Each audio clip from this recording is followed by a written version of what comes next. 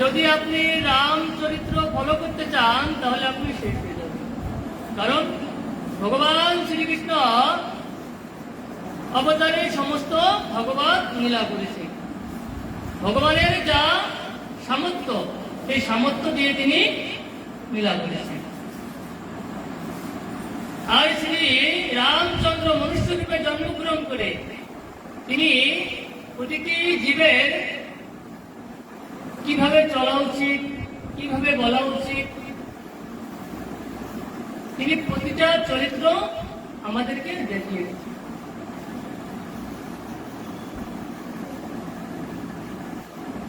রাম কে আর রাম কি? রাম তিনি হচ্ছেন ধর্ম, যে ধর্ম সে হচ্ছে রাম। শাস্ত্র কি বলছে? রাম বিগ্রহবান ধর্ম। রাম তিনি হলেন বিগ্রহবান ধর্ম। রামের প্রতিটি চরিত্রের মধ্যে এক একটি লক্ষণ রয়েছে। স্ত্রীর ধর্ম কি এটা জানতে হলে রামকে জানতে হবে, ভাইয়ের ধর্ম কি এটা জানতে হলে রামকে জানতে হবে, পিতার ধর্ম কি এটা জানতে হলে রামকে জানতে হবে, পুত্রের ধর্ম কি তা জানতে হলে রামকে জানতে হবে। রামের মতো না কেউ পুত্র হতে পেরেছেন, রামের মতো না কেউ স্বামী হতে পেরেছেন, রামের মতো না কেউ রাজা হতে পেরেছেন, রামের মতো না কেউ ভাই হতে পেরেছেন, রামের মতো না কেউ মালিক হতে পেরেছেন। একটি চরিত্র যখন পরিকল্পনা শেষ হয়, সেই পরিকল্পনা যেখানে শেষ হয় সেখানে সে হল রাম। সে রামচন্দ্র পিতার আদেশ পালন করার জন্য তিনি 14 বছর বনে গিয়েছিলেন, তিনি হচ্ছেন রাম। একমাত্র জীবনে সব আল্লাহ সব শেষ করে দিয়ে তিনি পিতার বচন রক্ষা করার জন্য তিনি 14 বছর বনে গিয়েছিলেন, তিনি হচ্ছেন রাম।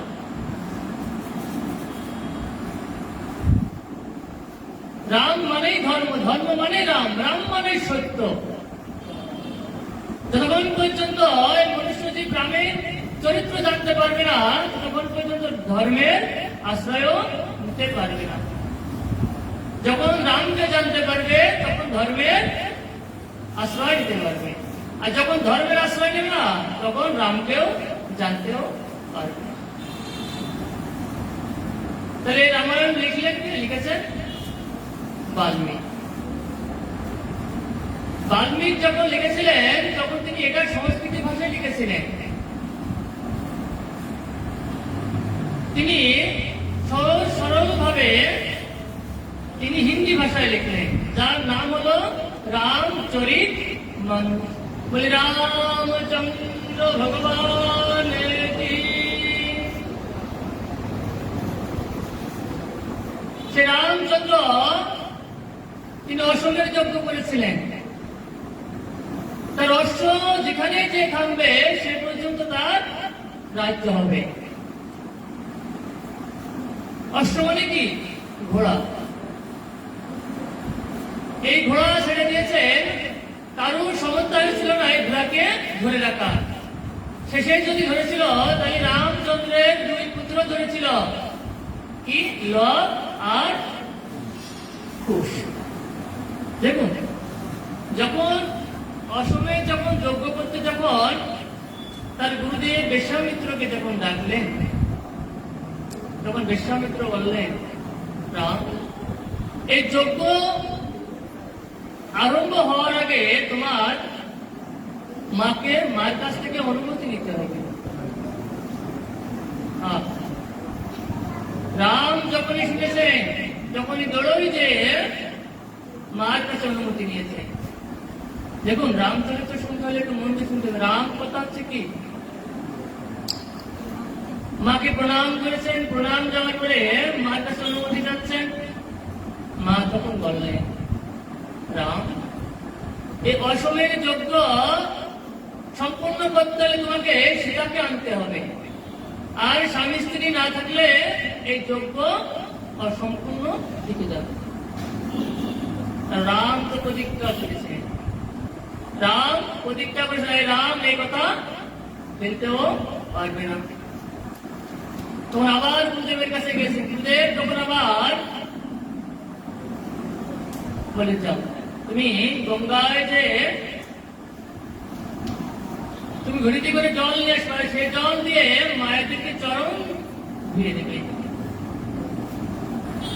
সে রামচন্দ্র দিন মায়েদেরকে চরণ ধুয়ে মুছিয়ে দিয়ে পূজা করে তারপর মার কাছে অনুমতি দিলেন। রাম রাম তিনি হলেন বিদ্যমান ধর্ম, ধর্মের মধ্যে রামের মধ্যে কোনো পার্থক্য নেই। যখন সীতাকে যখন তার পিতা যখন বললেন, দশরথ যখন বললেন তোমাকে সীতাকে বলে রাখতে হবে, যখন এই কথা বলেছেন রাম কি রাম, তখনই ঠিক আছে আমি কথা রাখবো। যখন সীতাকে যখন বনবাসে নিয়ে যাচ্ছেন, পিছন পিছন রাম বিরহে শুধুই চিন্তা করছে, তার চিন্তা সীতার চিন্তা। রাম শুধু বারবার সীতার চিন্তা করছে। রাম যখন রামের যখন সীতা বললেন আপনি কি চিন্তা করছেন, কি এমন ভাবনা, আপনি তো আপনার পিতার আদেশ পালন করেছেন, আর আমি আমার স্বামীর আদেশ পালন করব। তাই তিনি লক্ষ্মণকে নিয়ে তিনি কি সীতাকে কি বাল্মীকির আশ্রমে পাঠিয়েছিলেন। তার নতুন জীবন শুরু হলো বাল্মীকির আশ্রমে। যে দেখুন একটি নারীর চরিত্র কিন্তু একমাত্র ভগবানের কৃপায়, ভগবানের ভক্তই আর ঠাকুর সেবায়, তুলসী প্রোগ্রামায় একটি নারী ভিতরে কিন্তু ভক্তি জাগ্রত হতে পারে। যে নারী ঠাকুর সেবা দেয় না, যে নারী তুলসীর প্রোগ্রাম করে না, যে নারী মন্দিরে বসে হরের নাম শ্রবণ করে না, শুধু পরনিন্দা পরচর্চা করে বেড়ায়, তার জীবনে শুধু দুঃখ আর দুঃখ। কিন্তু একদিন না একদিন যদি ঠাকুরের চরণে পড়ে না, যদি নিজের ভুলটাকে বুঝতে পারে না, যদি ঠাকুরকে ডাকে না, ঠাকুর আমার অপরাধ হয়ে গেছে, আমি বুঝতে পেরেছি, তুমি আমাকে ক্ষমা করে যাও, আমি যেন তোমার চরণ সেবা যেন করে যেতে পারি, ভগবান তাকে ভক্তি জাগ্রত অবশ্যই।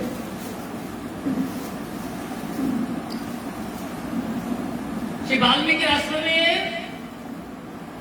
সেই সতী নতুন করে জীবন শুরু করলেন, ধর্মের প্রতি, ন্যায়ের প্রতি, নিষ্ঠার প্রতি চললেন। সে আশ্রমে কি, সে আশ্রমটাকে সুন্দর ভাবে সাজালেন। একদিন সীতা বাল্মীকির কাছে দীক্ষা নিতে গেছে, তখন বাল্মীকি একটা কথাই বললেন, শোনো তুমি শুধু রাম রাম জপ করো। বলে রাম রাম করলে তো উদ্ধার হয়ে যায়, তাই না বাবা? রাম রাম বললে উদ্ধার হয়ে যায়। দশরথ কি, দশরথের পরপুত্র হচ্ছে রাম। দশরথ যখন মৃত্যু শয্যায় আছেন তখন কি, তখন শুধু রামকে স্মরণ করছিলেন, শুধু রামকে স্মরণ করেন, কি বারবার রাম রাম রাম রাম রাম করে মারা তিনি চলে গেলেন। তখন বললেন, মা তুমি শুধু রাম রাম জপ করো। রাম রাম জপ করছেন, জয় রাম জয় রাম জয় রাম জয় রাম জয় রাম জয় রাম জয় রাম জয় রাম, শুধু রাম রাম জপ করছে। তো এখানে কি হরে কৃষ্ণ কৃষ্ণ কৃষ্ণ হরে হরে, হরে রাম রাম রাম হরে হরে। শ্রী চৈতন্য মহাপ্রভু কি এখানে রামকেও যুক্ত করে দিয়েছেন, রামকে আর ফেলিয়ে। তখন কি, তখন সীতা এসে বাল্মীকির আশ্রমে এসে রাম রাম জপ করেন। এখন সীতা তো গর্ভবতী হয়েছে, আর গর্ভবতী হওয়ার পরে যখন দুই পুত্র জন্ম দিলেন, আর এই দুই পুত্র এই বাল্মীকির আশ্রমে তাদের জন্ম হয়েছিল। যখন জন্ম হয়েছিল তখন আবার নাম গণনা করবে, তার জন্য তো অন্তর কি বাল্মীকি ডাকলেন। তখন বাল্মীকের গোষ্ঠী বিচার করে তখন নাম রাখলেন কি লব আর রামের পুত্রের নাম কি লব আর তারাও কিন্তু সে ধর্মের প্রতি ন্যায়ের প্রতি বড় হয়ে বাবার মতন করে আদর্শ করে জীবন দেখি। তখন ছোট থেকে বাল্যকাল যখন হয়েছেন তখন কি বাল্মীকির কাছে যে তখন কি সে রাম চরিত্র শ্রবণ করছে, রামের কাহিনী শ্রবণ করছে, রামের কাহিনী শ্রবণ করছে।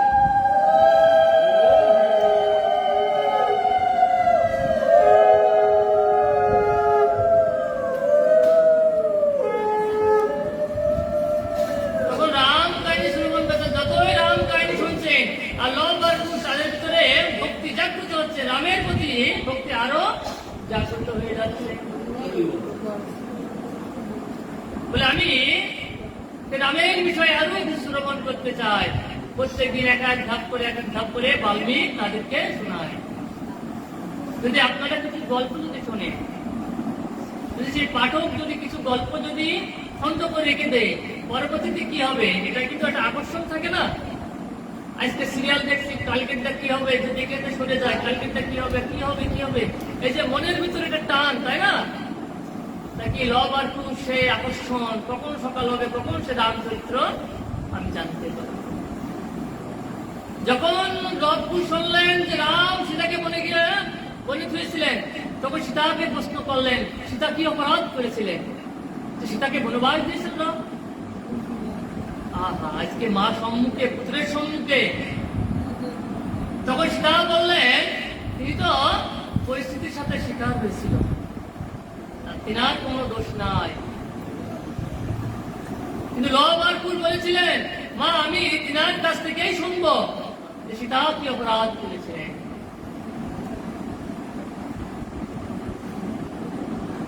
সে লব আর কুশ বড় হলেন বাল্মীকির কাছে। তাহলে এ রাম কথাকে এটাকে শুনিয়েছিলেন, জাগলব মুনি ভরদ্বাজ মুনিকে শুনিয়েছিলেন, আর দেবাদিদেব মহাদেব মা পার্বতীকে শুনিয়েছিলেন। জাগলব মুনি ভরদ্বাজ মুনিকে কিভাবে শ্রবণ করালেন? একদিন ভরদ্বাজ মুনির গৃহের সামনে দিয়ে যখন জাগলব মুনি যাচ্ছেন, দৌড়িয়ে যে জাগলব মুনির চরণে যে বলেছেন আমি খুব সঞ্চয় করে গেছি, আমি খুব চিন্তায় পড়ে গেছি, একমাত্র আপনি আমাকে সমাধান করতে পারেন। আচ্ছা, আমরা যদি কোনো সমস্যায় পড়ি তা আমরা গুণী ব্যক্তিদের কাছে যাই না যে আমার এটা সমাধান করে দেন, কি দেখি সমাধান হবে, তাই না বাবা? তখন সে জাগলব মুনি কে তখন নিজের গিরে নিয়েছেন, যখন বলছেন ভরদ্বাজ মুনি বলছেন আমি খুব সঞ্চয় পড়ে গেছি, খুব সমস্যায় পড়ে গেছি, বলো। বলে সে রামকে আমি সে রামের বিষয়ে আরো জানতে চাই। জাগলব মুনি তখন বলেন, যখন সে রাম চরিত্র সে ভরদ্বাজ মুনিকে শ্রবণ করছে, আর ভরদ্বাজ মুনি মন আস্তে আস্তে নরম হয়ে গেছে। কি চরিত্র শুনলেন? যখন সীতার বিগ্রহ বানাতে গিয়েছিলেন এক কারিগরের কাছে, সেই কারিগরের জন্ম অন্ধ, চোখে কিছু দেখতে পারে না। রাম যখন চরিত্র বললেন, সীতার চরিত্র বললেন, আর সে অন্ধ, সে শিল্পী দুই চোখ দিয়ে শুধু জল ঝরছে, মানে এমন চরিত্র আর কোথাও বা শুনতেও পাইনি। তখন তিনি বিগ্রহ বানাতে প্রস্তুত করলেন, মানে শুরু করলেন। যখন এই বিগ্রহ সম্পূর্ণ হয়েছে তখন রামকে ডাকলেন। রাম এসে যখন বিগ্রহ দেখলেন তখন রামের মনও প্রসন্ন হয়ে গেছে।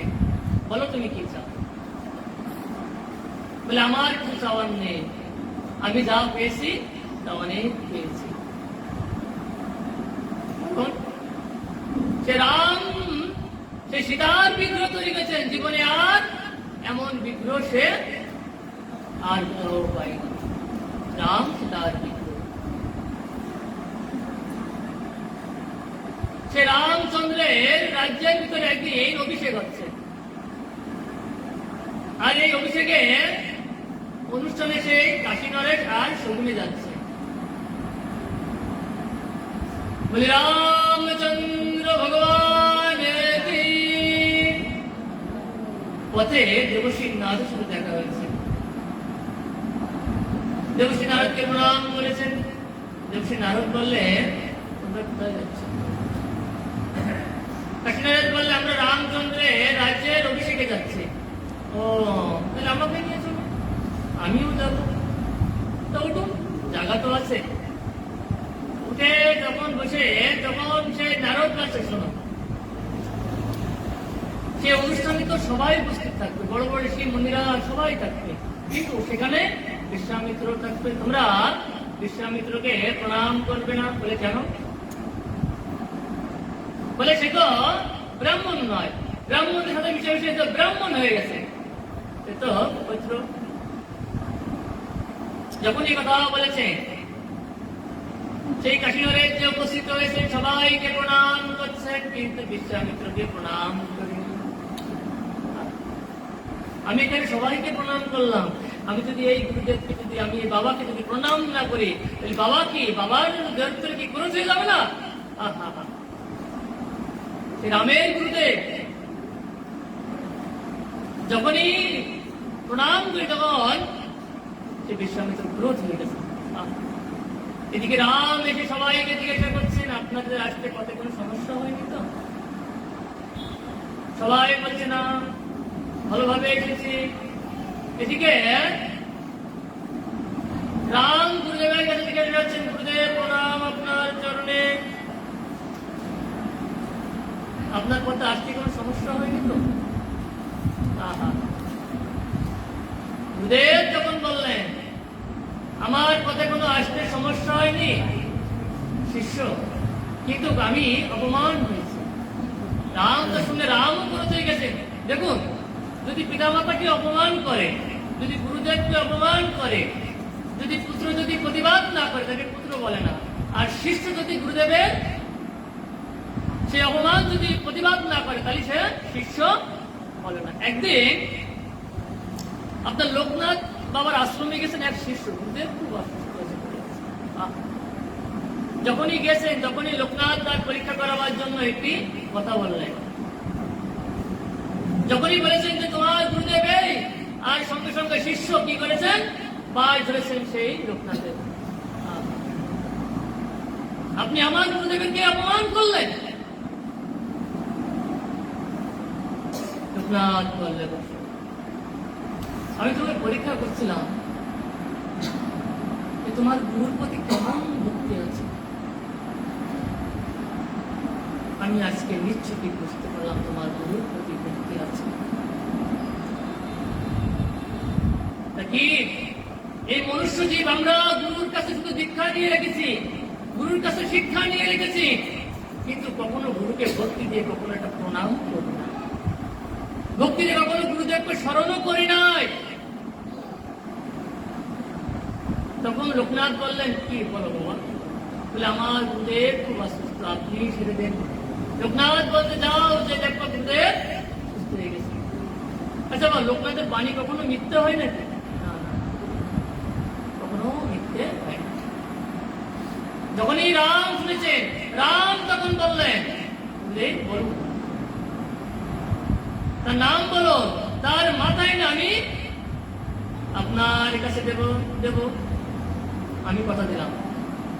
যখনই বলেছেন সে আসছেন কাশী নরেশ। রামের ভক্ত তো কাশী নরেশ। গুরুদেব তো আদেশ করেছেন, গুরুদেবের কাছে প্রতিজ্ঞা করেছেন, রামের ধর্ম তো। যখনই কাশী নরেশ শুনেছেন যে রাম আমার মাথা কেটে দেবে, তখন সঙ্গে সঙ্গে দেবশ্রী নারদের কাছে ছুটে চলে এসেছে। নারদকে প্রণাম করেছেন, বলে আপনি আমাকে বাঁচান। বলে কেন? বলে আপনি আমাকে উপদেশ দিয়েছিলেন, এখন আপনি আমাকে সামলান। বলে কেন? বলে রাম আমার মাথা কেটে নেবে। যখনই নারদ শুনেছেন তখন এক কাজ, তাহলে এক কাজ করো, তুমি যে হনুমানের মা অঞ্জনা দেবীর কাছে যাও, তিনি একমাত্র তোমাকে বাঁচাতে পারবেন। মাথা কেটে নেবে। সঙ্গে সঙ্গে যে অঞ্জনা দেবীর কাছে যে উপস্থিত রয়েছে, অঞ্জনা দেবীকে প্রণাম করেছেন, প্রণাম মাতাজি। বলে কি হয়েছে বলো? বলে মা, কোন এক ব্যক্তি আমার মাথা কেটে নেবে, একমাত্র আপনি পারেন আমাকে বাঁচাতে। সঙ্গে সঙ্গে হনুমান কেটে গেছেন। হনুমান এসে মাকে প্রণাম করেছেন। মা বলুন। বলে এটাকে বাঁচাও, কোন এক ব্যক্তি ইনার মাথা কেটে নেবে। হনুমান বলেন চলুন। হনুমান যখন সাথে করে নিয়ে যাচ্ছে না, তো হনুমান জিজ্ঞাসা করলেন কাশী নরেশকে, আচ্ছা বলুন তো কে সে ব্যক্তি আপনার মাথা কেটে নেবে? যখনই বলেছেন সে রামচন্দ্র, হনুমান তো রামের ভক্ত, তিনিও একদম নিরাপত্তা পালন। তাহলে আমি কিভাবে বাঁচাবো? বলে একটাই উপায়, সেটা কি? গঙ্গায় লেগে তুমি রাম রাম জপ করো। যখনই গঙ্গায় লেগেছে, লেগে শুধু রাম রাম জপ করছে, আর এদিকে রাম এসে যখন তার বান মারতে গেছে আর বান ফিরে আসছে, সঙ্গে সঙ্গে হনুমান ঠিক আছে, হনুমান আমার বান ফিরে আসছে কি জন্যে? আমার বান ফিরে আসছে কি জন্যে? হনুমান তখন বললেন, প্রভু কাশী নরেশ আপনার নাম করছে, আপনার ধ্যান করছে। রাম রাম রামের কি প্রভাব, রাম রামের কি শক্তি, রামের বান ফিরে আসছে, আর রামের বান আজ পর্যন্ত মিস হয়নি, আর সে রামের বান ফিরে আসছে। মানে গুরুদেবকে তো কথা দিয়েছেন তার মাথা এনে গুরুদেবের কাছে দেবো। তখন মনে মনে যখন বললেন, আমি তাহলে দেবো আর রাখবো না, আমি কথা রাখতে পারি না,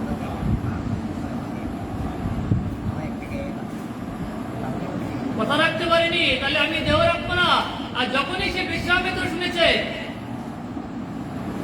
রাম দেহ রাখবে না, তখন ছুটে চলে এসে, রাম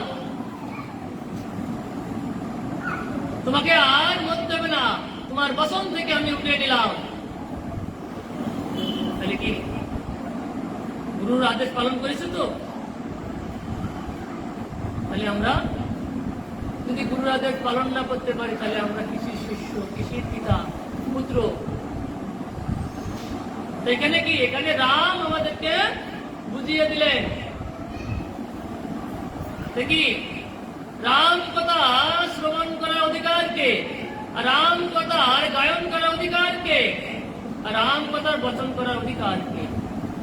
যার প্রতি সৎসঙ্গ হয়েছে, যার প্রতি গুরুর সম্মান আছে, যার প্রতি পিতামাতার সম্মান রয়েছে, গোমাতাকে সম্মান করে, সাধুগুরুর সেবা করে, তাকে একমাত্র সৎসঙ্গ বলা হয়েছে।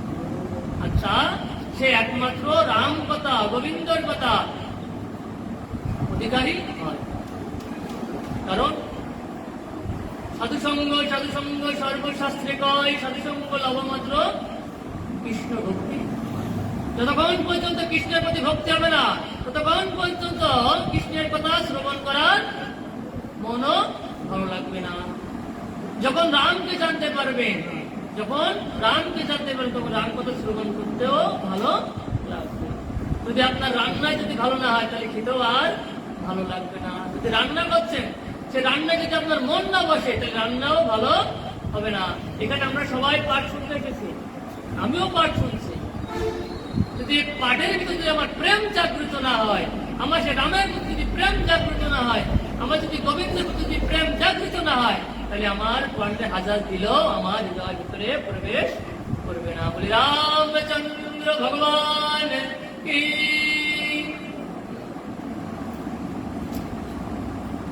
তাহলে যখন রাম যখন সীতাকে যখন বলে দিয়ে যখন নিজের রাজ্যের ভিতরে আসলেন না, তখন শুধু একটাই চিন্তা, শুধু সীতার চিন্তা করছে, সীতার চিন্তা করছে। তখন কি রাম কিন্তু বেশিরভাগ রাম কিন্তু পুরো পুরোটাই কিন্তু শিবের ভক্ত ছিলেন। তখন শিবের সেই বিগ্রহের কাছে যে বলছেন, আপনি সীতাকে বাঁচান, আপনি সীতাকে বাঁচান। কি আর রামের জন্ম হয়েছিলেন চৈত্র মাসের শুক্লপক্ষে। আর সে রাম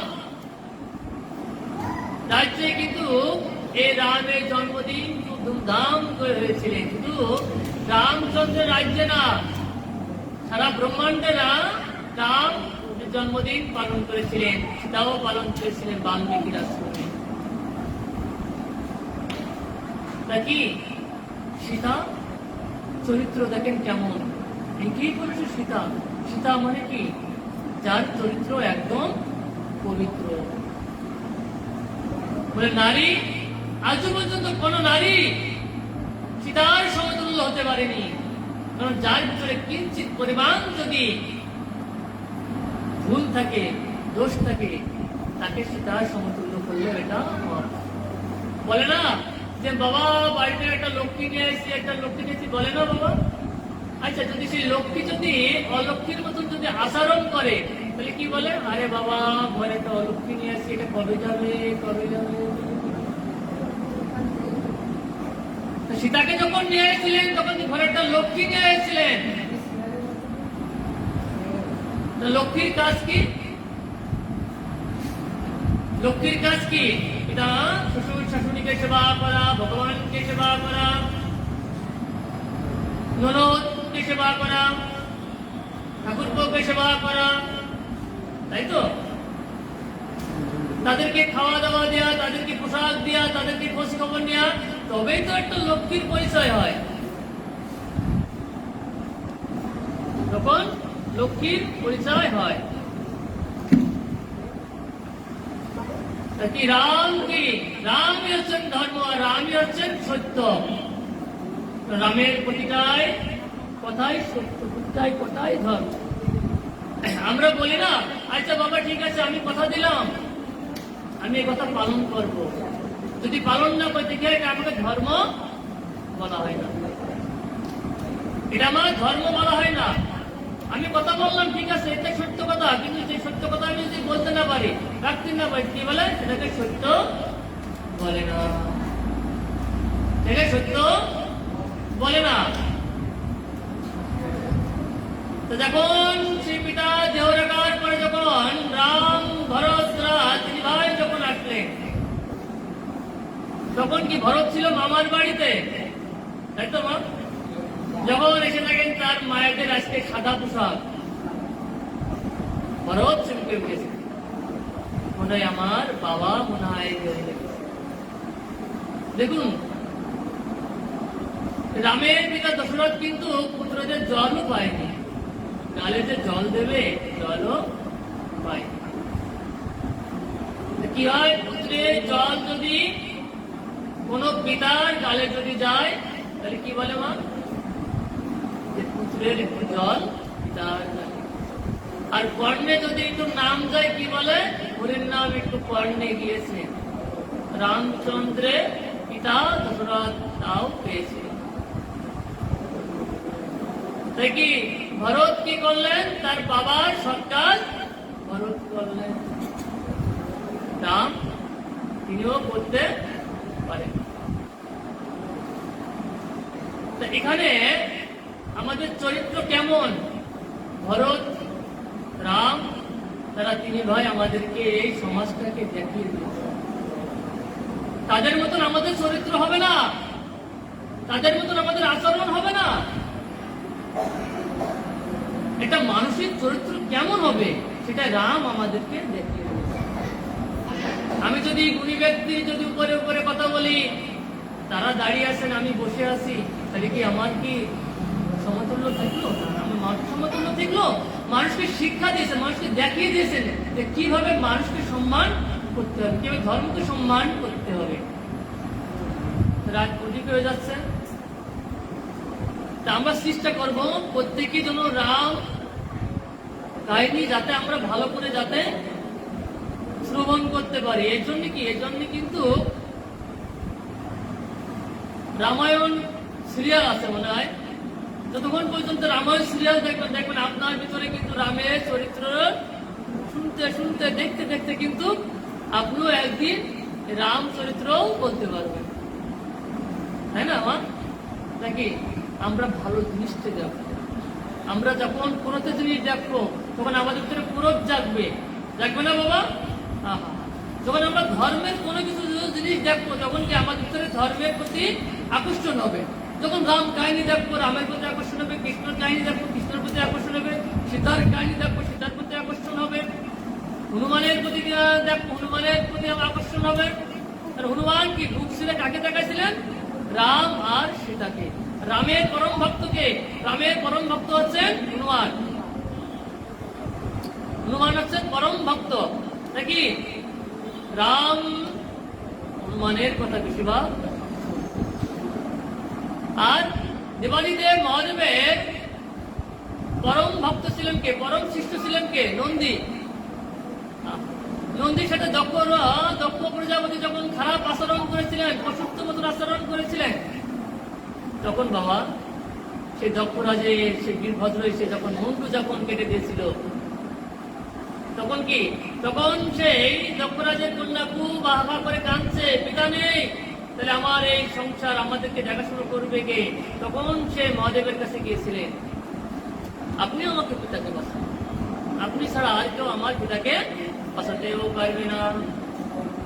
তখনই ছুটে চলে এসে তখনই দক্ষ প্রজাপতিকে আবার সেই পশুর মাথা দিয়েছিলেন না? তখন কি? তখন দক্ষরাজ তখন বললেন, মহাদেব শোনো, আপনি আমার শিষ্য নন্দীর সাথে পশুত্বের মতন আচরণ করেছিলেন, তাই তোমাকে আমি পশুত্ব দিলাম। তখন দক্ষ প্রজাপতি ক্ষমা চেয়ে মাপ চেয়ে তখন বলছেন, আমি অপরাধ করেছি, ভুলে গেছি, একবার আপনার চরণ সেবা করব। যে দক্ষ প্রজাপতি কখনো জামাইকে একবার জামাই বলে শুধু অপমান করে গেছে। আর যখন চৈতন্য আসলো তখন কি? রামকে সেবা করতে, মহাদেবকে সেবা করতে বলল, আপনার সেবা যেন আমি করে দিতে পারি নাকি? যখন আমাদের চৈতন্য যখন আসে তখন কি আমরা বুঝতে পারি যে এটাই আমার অপরাধ। তাহলে ইসলাম নিব যদি পাঠের ভিতরে আমি আপনাদের যদি কোনো ভুল ত্রুটি হয়ে থাকে আপনারা আমাকে ক্ষমা করে দেবেন। যেহেতু এই পাঠের ভিতরে অনেক ভুল ত্রুটি হয়ে গেছে, যদি কারোর মনে আঘাত দিয়ে থাকি সবাই আপনারা আমাকে ক্ষমা করবেন। সবার আতুর চরণে রইল আমার